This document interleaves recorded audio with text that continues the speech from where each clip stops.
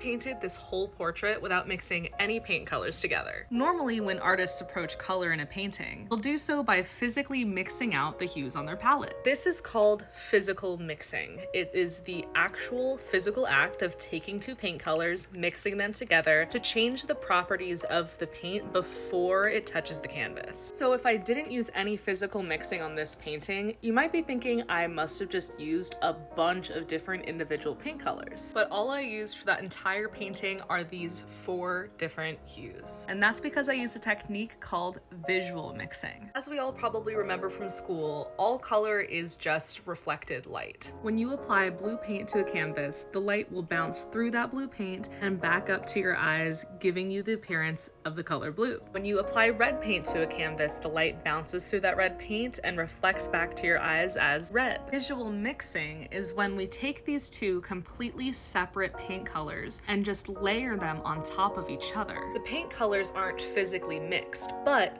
as the light bounces through both layers of paint, it will reflect back to our eyes, having mixed the two colors together for us, creating a purple. In order for this to work properly, you need to use pigments that allow light to pass through them, giving you access to all of the paint colors layered on top of each other underneath. That's why visual mixing, or in this case glazing, only works with transparent paint colors. For the glazing process, I started out by just establishing the composition and the general values by using white and my burnt sienna. I would then slowly glaze on very thin layers of pigment like phthalo turquoise, Quinacridone magenta, and transparent yellow. Every single layer of paint was applied completely separately, and I was only using the pure color out of the tube. Occasionally diluting it with some water to make sure it was thin enough and the color wasn't too strong. But otherwise just relying on visual mixing to get the colors that I wanted in my painting. As each layer of paint gets added and dries on top, you start getting this next level depth of color. It can be a lot of work to use physical mixing in your painting, but